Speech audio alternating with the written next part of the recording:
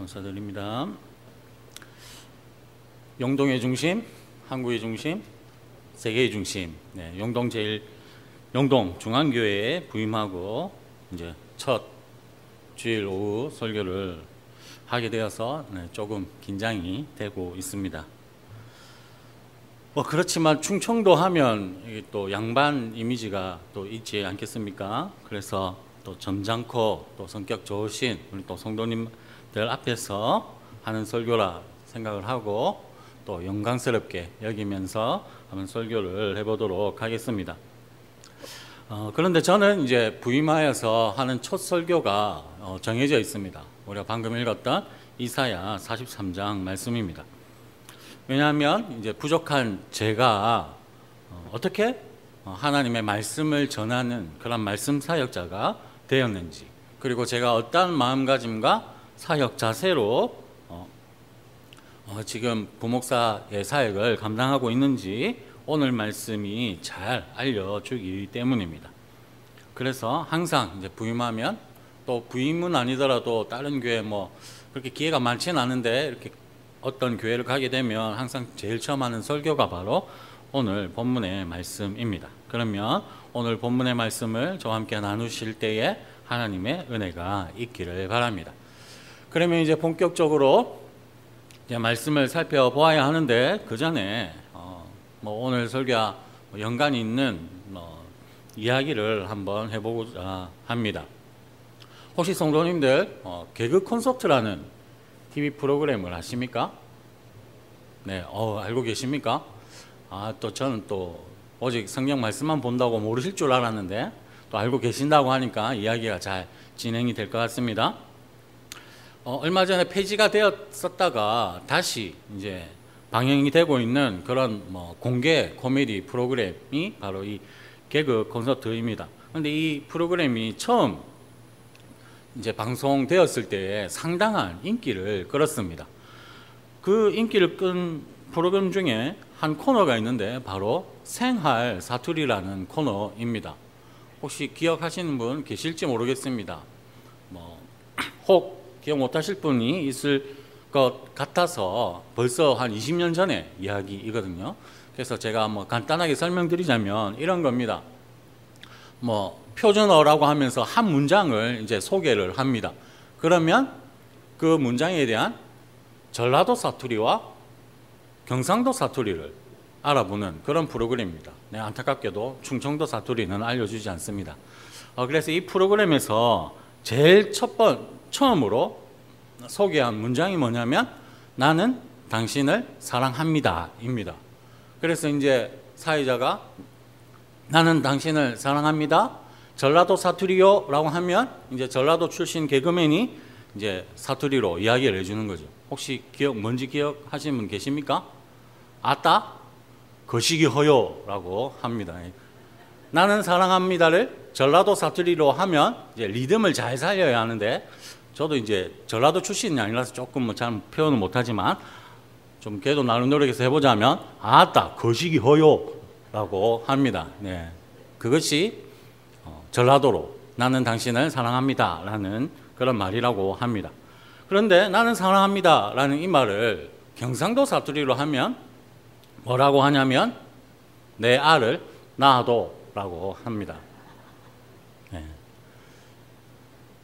기억나시는 분들도 아마 있으실 것 같은데, 저도 너무 인기가 있었고 아주 내리에 박혀 있어가지고 아직도 다른 것들은 기억이 잘 안 나는데 이것은 아직도 기억을 하고 있습니다. 그래서 왜 설교를 하기 전에 이 말씀을 하느냐, 사랑 표현이라는 것이 이렇다라는 것이죠.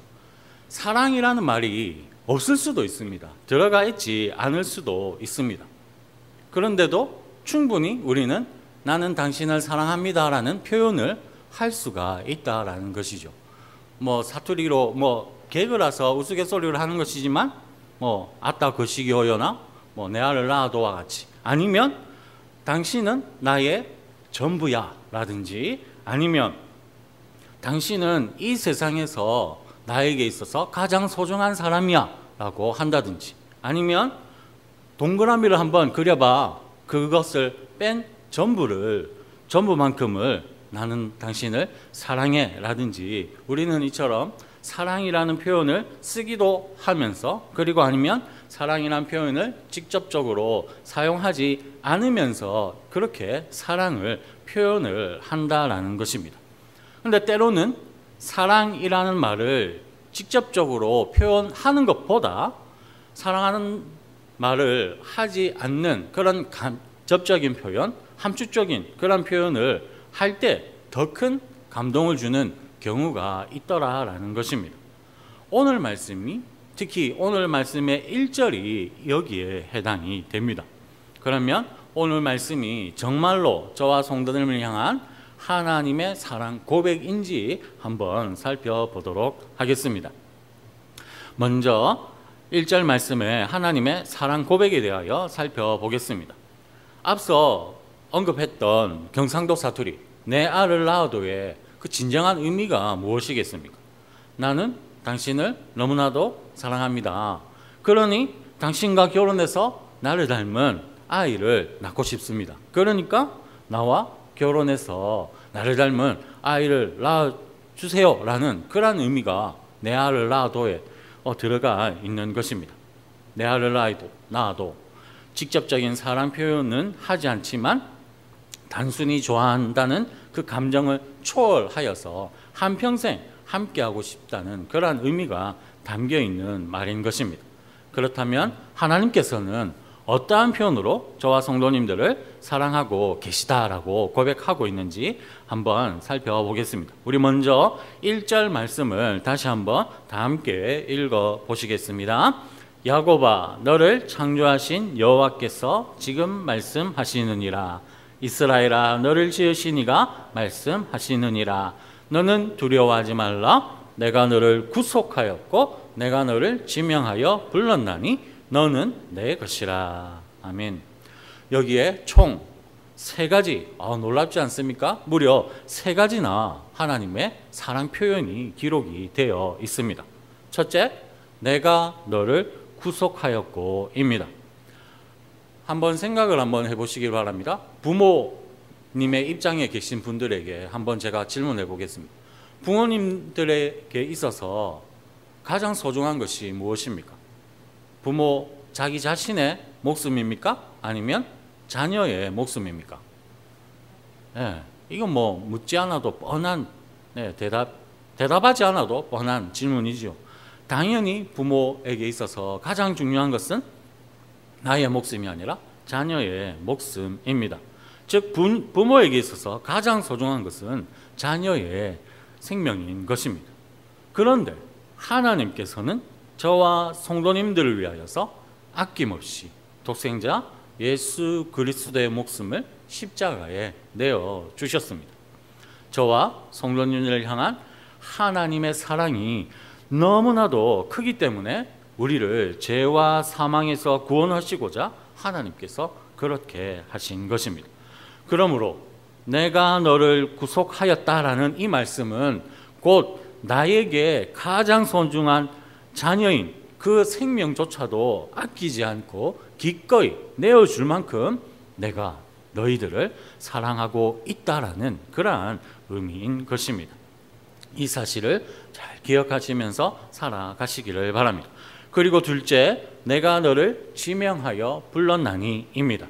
여기서 지명하여 불렀다라는 말씀은 앞선 하나님의 크신 사랑으로 말미암는 하나님의 구속하심이 정확하게 나에게 향하고 있다라는 의미입니다.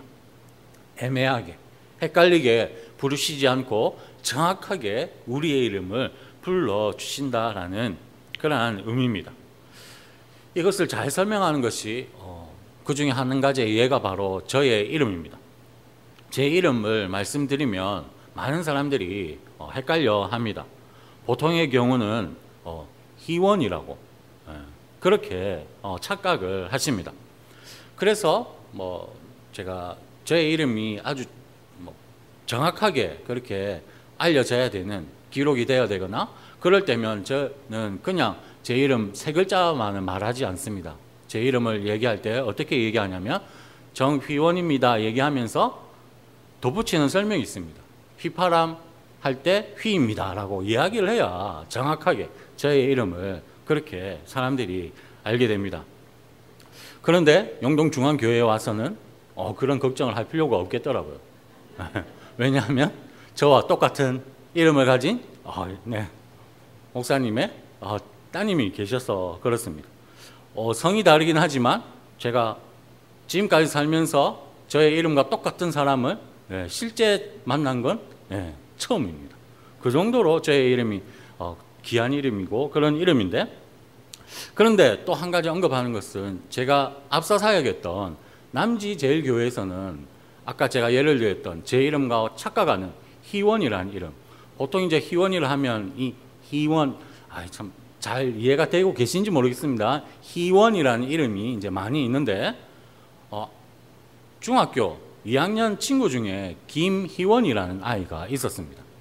그래서 어떤 경우가 생기겠습니까? 희원아 희원아 그렇게 부르는 그 아이의 어머님이든지 아니면 할머니 권사님이시든지 아니면 집사님들이 그 친구를 부를 때 희원아라고 부르지 않겠습니까? 그러면 희원아라고 부르면 저를 부른다라는 것을 저를 부르는 것이 아니라는 것을 제가 알 것 아닙니까? 그래도 교육자니까 제 이름 부를 사람이 교회에 없다는 걸 뻔히 인식하고 있음에도 제가 어떻게 하냐면 뒤를 돌아보게 되더라는 말이죠. 희원아라고 부르니까 혹시 나를 부르는 건 아닌가 싶어가지고 그런 경우가 생기더라는 말입니다. 그런데 오늘 말씀에 하나님께서 너의 이름, 너를 지명하여 불렀다라고 말씀을 하고 계십니다. 이 말씀은 긴가민가 하거나 아니면 헷갈리지 않도록 정확하게 분명하게 우리의 이름을, 저 같은 경우는 휘파람 휘 할 때 그 희원이 너라고 정확하게 불러주신다라는 그러한 말씀입니다. 그리고 그렇게 우리의 이름을 정확하게 부르신다라는 그 말씀은 하나님의 따뜻한 사랑이 정확하게 우리들에게, 아니 나에게 향하고 있다라는 의미인 것입니다. 그래서 어떻게 되는 것입니까? 우리가 분명한 그 하나님의 사랑, 나를 향한 하나님의 그 크신 사랑을 깨달을 수 있게 되는 것입니다. 그 결과 우리가 지금 이 오후 예배 시간에도 참석하여서 하나님을 예배하고 있는 것입니다. 이 사실 기억하면서 하나님 우리의 이름을 정확하게 불러주시면서 그 사랑을 우리에게 분명하게 나타내고 계시다라는 사실을 기억하시는 성도님들 되시기를 바랍니다. 그리고 세 가지라고 했으니까 이제 마지막 세 번째인데, 이 마지막 세 번째가 가장 강력한 사랑 표현입니다. 바로 너는 내 것이다 입니다. 보통 내 것이라고 하면 어떻습니까? 소유를 의미합니다. 그러니까 이 핸드폰 누구 겁니까? 제 거죠. 그럼 제 거라는 얘기는 이것은 내 거, 다른 사람이 가져갈 수 없는, 그래서 다른 사람이 가져가면 그것은 도둑질이 되는 내 거, 내 소유라는 그러한 의미입니다. 그런데 1절 말씀에 너는 내 것이라고 할 때 이 내 것은 그러한 소유를 의미하지 않습니다. 예를 들어서 요즘 표현을 하자면 하나님이 갑이고 저희가 을이라서 갑이신 하나님이 마음대로 우리들에게 갑질하시겠다라는 그러한 의미의 말씀이 아닌 것입니다. 1절에서 내 것은 소유의 의미가 아니라 사랑과 관심과 애정의 그러한 의미인 것입니다. 이것을 예로 들어서 설명을 해보겠습니다. 지난주 중 신년 초부터 안타까운 소식이 가까운 나라 일본에서 들려왔습니다. 지진이 발생을 했죠. 많은 사상자가 발생을 했습니다. 제가 어제 뉴스로 보니까 110명이 이제 넘어가는 그런 사망자 수가 기록되어 있고, 아마 복구 작업을 하는 가운데 더 사상자가 늘어날 거라고 하는데 신년 초부터 참으로 안타까운 그러한 일들이 일어났습니다. 그런데 성도님들, 주중에 이 소식을 듣지 못했다가 오늘 점심시간, 점심을 먹다가 함께 먹는 다른 성도님을 통해서 이 소식을 들었다면 그러면 어떤 마음이 드시겠습니까? 한 성도님 갑자기 밥을 먹다 이런 겁니다. 혹시 그 소식 들으셨어요? 일본에 지진이 났대요. 아직 복구 중인데 복구하는 가운데 더 많은 그러한 사상자가 100명이 넘는 그러한 사상자가 발생할 수 있다고 하네요. 그 말을 오늘 점심 드시다가 처음 듣게 됐다면 그러면 어떻게 하시겠습니까? 네. 목숨을 잃었다고 하니까 안타까워할 것이고 슬퍼할 것입니다. 그런데 어떻게 했습니까? 잠깐 그렇게 하고는 밥 먹던 거 계속 밥을 먹을 것입니다. 왜냐하면 나와는 관계없는 다른 나라 사람의 이야기이기 때문에 그렇게 하는 것입니다. 그런데 반대로 밥을 먹던 도중에 이 소식이 들려왔습니다. 나의 아이가, 나의 손주가 교회 주차장에서 뛰어놀다가 넘어져서 그래서 무릎이 까져가지고 피가 나 울고 있다라는 그 소식을 예를 드는 겁니다. 좀 전 우리 밥을 먹는 떡국 오늘 맛있게 먹었는데 그 떡국 먹을 때 들었다라고 한다면 그때는 어떻게 반응하시겠습니까? 아이고 걔는 또 넘어졌네, 또 넘어졌어. 아 참 누구를 닮았는지 걔는 그렇게 잘 넘어지는지 몰라. 좀 조심 좀 하지. 그렇게 얘기하시고는 뭐 어릴 때는 뭐 다 그렇게 넘어지고 그렇게 하면서 크는 거야. 아 배고프네. 떡국 마저 먹어야지. 이렇게 반응하실 분? 네, 아무도 없으실 줄로 압니다. 피가 난다. 아이가 울고 있다. 라는 그 말을 듣자마자 떡국 먹던 그 숟가락 내려놓고 아이에게로 달려갈 것입니다. 그리고는 울고 있는 아이를 달래고 상처가 더 나지 않을지 염려하고 걱정할 것입니다. 남이 죽었다는 소식에는 하던 식사를 계속할 수 있을지 몰라도 내 자식이 다쳤다는 소식에는 식사를 멈추고 달려가게 되어 있는 것입니다. 왜요? 남보다 내 자식이 더 소중하고 중요하기 때문에 그렇습니다. 내 것에는 더 관심을 가지고 내 것을 더 사랑하기 때문에 그런 것입니다. 하나님의 너는 내 것이라는 말씀이 그와 같습니다. 너는 내 것이니 내가 다른 그 무엇보다 너에게 더 많은 관심을 가지고 있다. 다른 그 누구보다 너를 사랑한다라는 그러한 말씀인 것입니다. 사랑하는 성도님들, 하나님께서는 저와 성도님들을 사랑하십니다. 그래서 하나님의 것 삼아주시고 그 어떤 것보다 그 누구보다 더 아끼고 관심 가지시고 사랑하고 계십니다. 그래서 하나님께서는 하나뿐인 아들 예수 그리스도를 십자가에 달려 죽게 하심으로 저와 성도님들을 죄와 사망에서 구속하여 주셨습니다.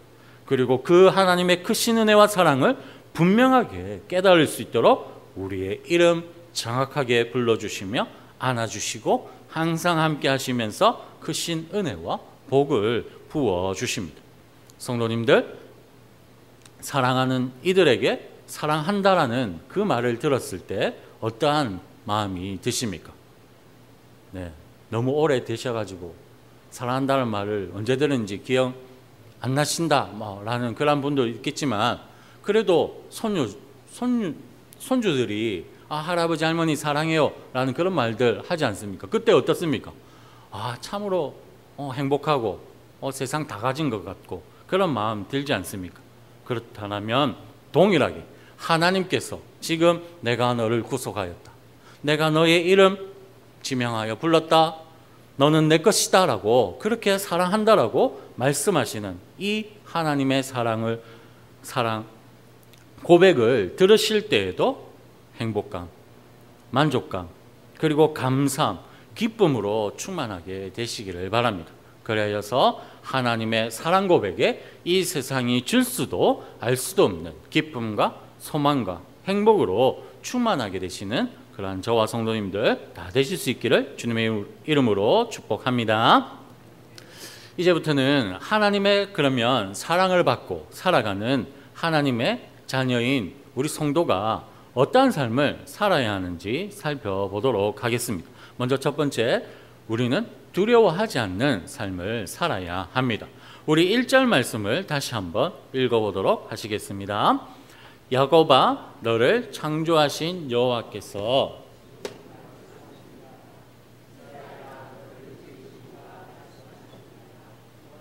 두려워하지 말라. 내가 너를 구속하였고 내가 너를 지명하여 불렀나니 너는 내 것이라. 아멘. 우리 1절 초반절을 보면 비슷한 말이 반복이 되어 있다는 것을 알 수가 있습니다. 제일 먼저 발견할 수 있는 것은 바로 말씀하시느니라가 2번 반복되어 있다는 것을 알 수가 있습니다. 그리고 그뿐 아니라 동의어가 반복이 되어 있다는 것을 알 수가 있는데 바로 창조하신과 지으신입니다.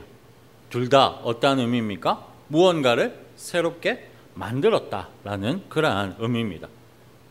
그리고 마지막으로 야곱과 이스라엘도 같은 말이 반복되어 있다는 것을 알 수가 있습니다. 그러면 야곱과 이스라엘이 왜 같은 말입니까?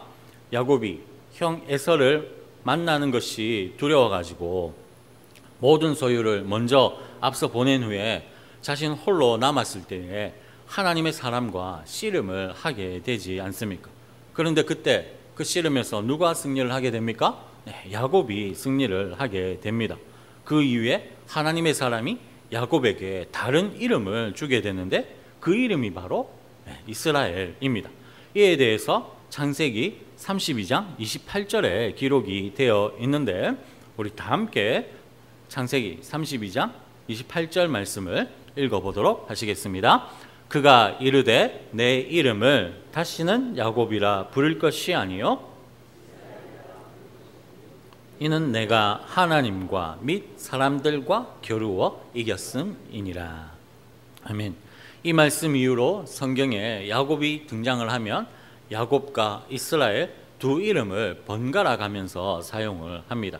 즉 이스라엘은 야곱의 별명과도 같은 다른 이름인 것입니다. 즉 두 단어는 같은 뜻을 가진 단어인 것입니다. 그렇다면 1절 초반절은 같은 의미의 문장이 2번 반복을 해서 기록을 하고 있다는 것을 알 수가 있습니다. 그러면 성도님들, 왜 2번 같은 말을 반복을 하겠습니까? 그 이유는 강조하기 위해서 그런 것입니다. 그래서 구약 성경에 기록된 언어인 히브리어는 강조를 하기 위해서 이렇게 반복하는 그런 경우가 있는 것입니다. 그리고 히브리어뿐만이 아니라 우리도 중요한 것은 어떻게 합니까? 반복해서 말함으로써 강조를 하게 되는 것입니다. 그러니까 하나님이 창조주이시라는 것을 강조하고 있는 것이고, 그리고 그 창조주 하나님이 지금 말씀하고 계시다라는 것을 강조하고 있는 것입니다.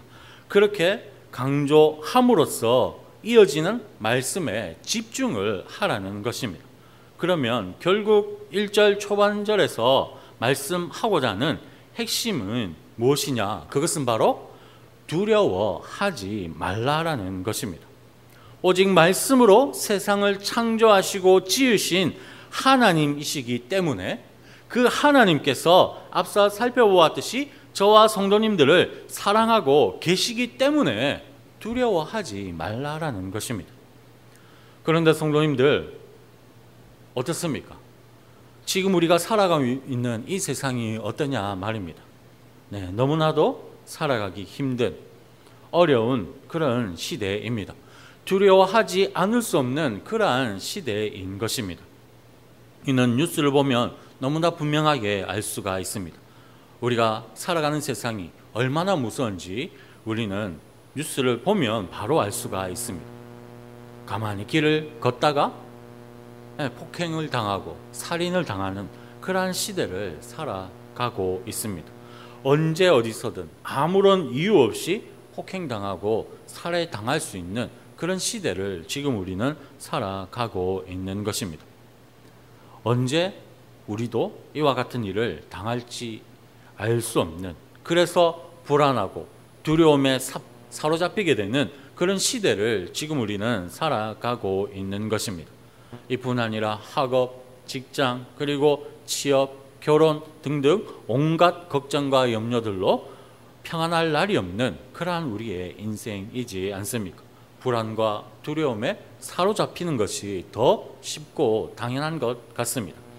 그러나 그럼에도 불구하고 하나님께서는 말씀하십니다. 두려워하지 말라라고 말입니다.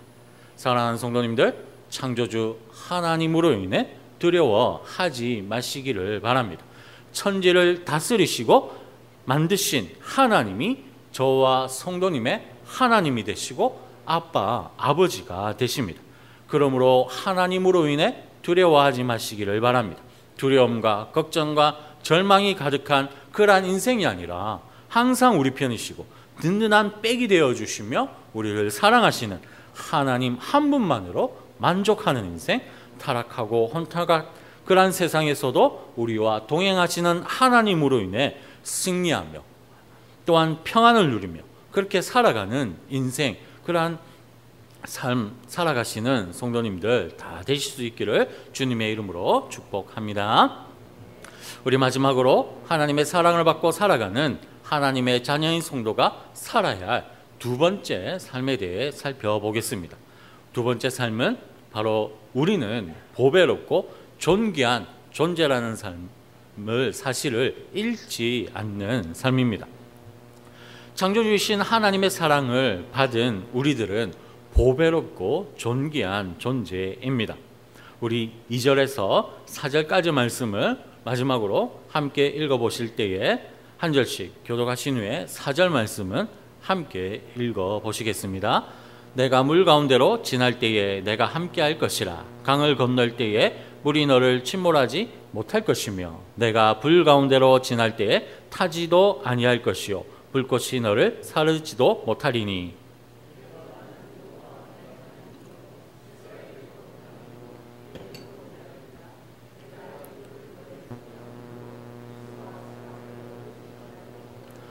내가 내 눈에 보배롭고 존귀하며 내가 너를 사랑하였은즉 내가 내 대신 사람들을 내어주며 백성들이 내 생명을 대신하리니. 아멘.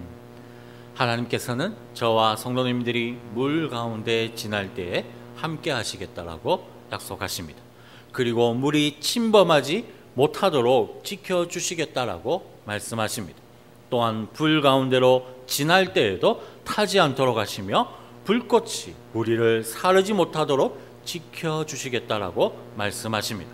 그리고 이어서 하나님 눈에는 저와 성도님들이 보배롭고 존귀하며 너무나도 사랑스러우시다라고 말씀하십니다. 그래서 다른 사람들의 생명을 내어주면서까지 저와 성도님들의 생명을 구원하여 주시겠다라고 약속하십니다. 얼마나 큰 위로가 되는 말씀인지 모릅니다. 왜냐하면 앞서 말씀드린 것처럼 지금 우리가 살아가는 시대가 너무나도 힘든 시대이기 때문입니다. 코로나가 끝이 나면 얼어붙었던 경제가 회복될 것으로 많은 사람들이 기대를 했습니다. 하지만 결과가 어떻습니까? 여기저기서 코로나 때보다 더 힘들다는 그러한 이야기들이 쏟아지고 있습니다. 마치 수영을 하지 못하는데 물에 빠진 것과 같은 그러한 상황을 겪고 있고, 화재가 발생한 건물에 갇혀버린 것과 같은 그러한 상황에 우리는 지금 빠져 있는 것입니다. 우리의 힘으로는 도저히 해결할 수 없는 그런 상황에 빠져버린 것입니다. 그런데 하나님께서 그런 저와 성도님들을 구원하여 주시겠다라고 말씀하십니다. 우리의 어려움과 힘든 상황을 못 본 척 내버려 두지 않으시고 우리가 물 가운데 불 가운데 다닐지라도 지키고 보호하여 주시겠다라고 약속하여 주십니다. 하나님의 눈에 저와 성도님들이 너무나도 보배롭고 존귀하기 때문에 이 같은 구원을 약속하여 주신 것입니다. 사랑하는 성도님들, 부산 촌놈이 영동에 왔습니다. 그것도 베트남 아내와 함께 말입니다. 그래서 오기 전에, 그리고 이곳 영동에 와서도 저와 저의 아내가 가장 많이 들었던 말이 혹시 무엇인지 아시겠습니까? 네, 영동 추운데 괜찮겠냐? 제일 많이 들었습니다. 또 사실 부임하기 전주에 한파가 몰아쳤지 않습니까? 그러니까 더 막 염려되고 걱정되는 것이 아니겠습니까? 그래서 좀 두렵기도 했습니다. 또 특히 저야 저는 또 논산에서 또 1년 사역도 해봤고, 그리고 또 이것보다 더 북쪽 경기도 광명에서 1년 또 사역해봤고, 또 3년 동안 신대원 또 다녀봤지 않습니까?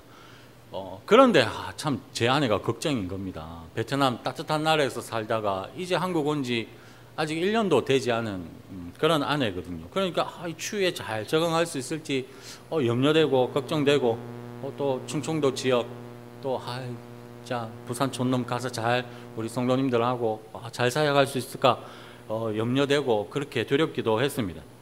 하지만 이 말씀을 기억했지요. 오늘 말씀에서 하나님께서 약속하신 그 말씀, 우리 부부를 하나님께서 사랑하고 계신다. 하나님이 것 삼아주시고 우리 부부가 물 가운데 불 가운데 갈지라도 지켜주신다. 이 말씀 기억하면서 그 모든 염려와 걱정, 두려움들을 이길 수가 있었습니다. 우리 성도님들, 동일한 은혜가 우리 성도님들에게 있기를 바랍니다. 다른 그 누구도 아닌 우리 성도님들, 우리 성도님들을 하나님은 하나님의 것 삼아 주십니다. 그래서 사랑하고 아끼고 크신 은혜를 베풀어 주십니다. 여전히 내가 우리를, 나를 사랑하고 있다라고 말씀하고 계십니다. 성도님들, 지금 너무나도 어려우신 줄로 압니다. 힘드신 줄 압니다. 그러나 이 하나님의 사랑 고백, 여전히 나를 사랑하고 계시다는 이 말씀, 항상 함께 하시면서 지켜주시겠다, 보호해 주시겠다라는 이 말씀으로 인해 힘을 얻으시길 바랍니다. 위로를 받기를 바랍니다. 그리고 간절히 바라옵기는 하나님의 이 사랑을 결코 짝사랑으로 만드는 그러한 일이 없기를 바랍니다. 성도님들께서도 하나님의 사랑에 동일하게 사랑으로 반응하시기를 바랍니다. 하나님의 말씀 의지하면서 두려워하지 마시고 하나님의 사랑을 누리면서 살아가시기를 바랍니다. 말씀 사모하고 더더욱 하나님 예배하는 일에 힘을 다함으로써 하나님 사랑을 실천하며 살아가시기를 바랍니다. 특히 새해를 맞이한 올 2024년 한 해 동안 더욱 하나님 사랑하시는 그러한 성도님들 되심으로 인하여서 성도님들의 삶에 하나님의 사랑과 은혜가 풍성하게 흘러넘쳐 나게 되기를 주님의 이름으로 축복합니다. 기도드리겠습니다. 하나님, 참으로 감사를 드립니다. 너를 구속하였다라고, 너를 지명하여 불렀다라고, 너는 내 것이다라고, 너는 나에게 보배롭고 존귀한 존재라고 그렇게 여전히 나와 함께하여 주시고 사랑하여 주신다라고 말씀하여 주심에 감사를 드립니다. 하나님, 이 사랑에 우리도 사랑으로 반응하는 그러한 우리 모든 성도님들 되게 하여 주시옵소서. 그리하여서 올 한 해 동안 하나님께서 베풀어 주시는 크신 은혜와 축복들을 충만하게 받아 누리는 그러한 하나님의 거룩하고 신실한 자녀 되어질 수 있도록 하나님 은혜 베풀어 주시기를 간절히 바라며 이 모든 말씀 살아계신 우리 주 예수 그리스도의 이름으로 기도드립니다. 아멘.